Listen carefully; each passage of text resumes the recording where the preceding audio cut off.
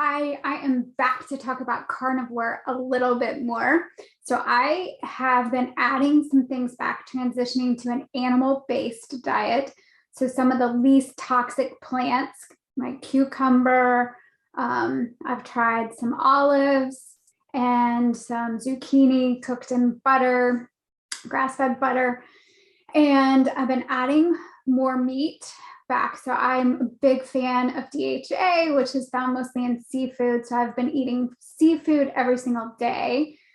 And so that's been over the last kind of month. And my rash that I got on my calves before I started carnivore, when was that? Like May of 2020. So 2 years ago, when I started carnivore, I came back from a trip from Mexico right before we all went into lockdown for COVID, and I was not feeling well. I was coming to terms with being an addict. So I was in transition there.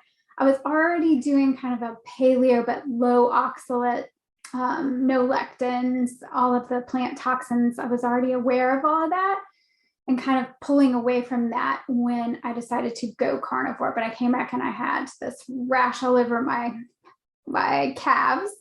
And it kind of almost looks like bug bites because it's sort of spread out and they're itchy.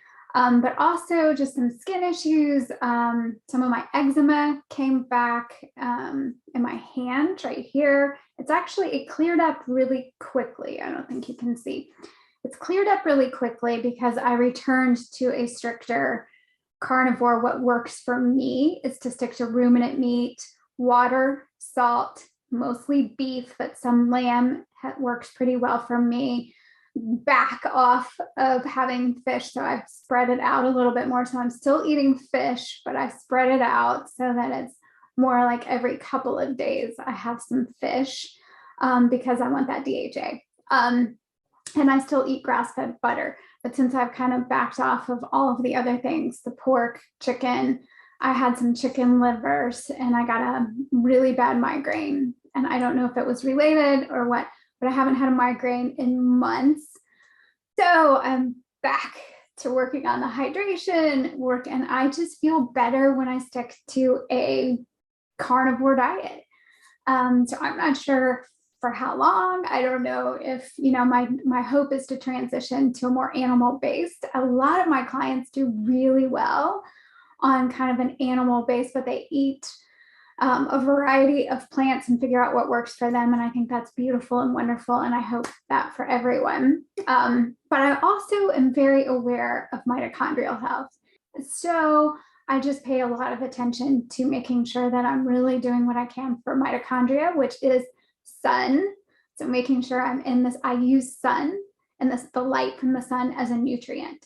So I'm in the sun, early morning sun, afternoon, at sunset, and then during the day. I also use UVA and UVB light to help heal my body and to help with my circadian rhythm and my mitochondria. So I do a lot of earthing and paying attention to my circadian rhythm and eating at times that seem to really be most helpful for my circadian rhythm. So I'm just saying that if you're also struggling, there are people that say, all you need to do is get in the light. And I do believe that sunlight and ketosis has been very helpful for me, but I've had to back it up and not worry so much about ketosis right now, because with the migraine, I think you need to get your migraines under control and have no migraines before you start really digging into ketosis, which can be very helpful, very healing, but also there's a time and a place for all of that. So I've just backed it up,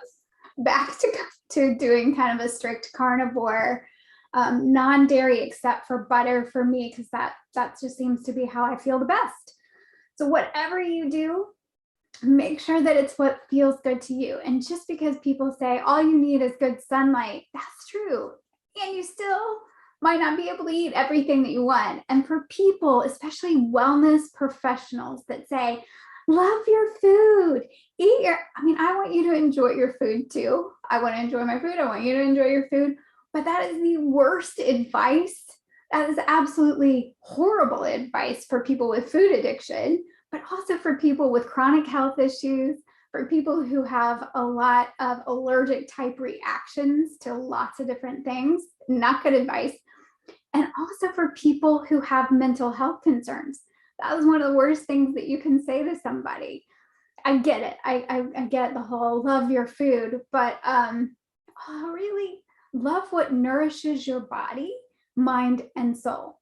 That I can get on board with that for sure. So even if everybody in the world says that something is a superfood and it's great for you and you should have it, if it doesn't work in your body, then don't eat it. So if there are things that you feel like really are helping with your healing, they nourish your body, mind, soul, you really feel good, keep them. Really doesn't matter what I say, what anybody else says, keep it.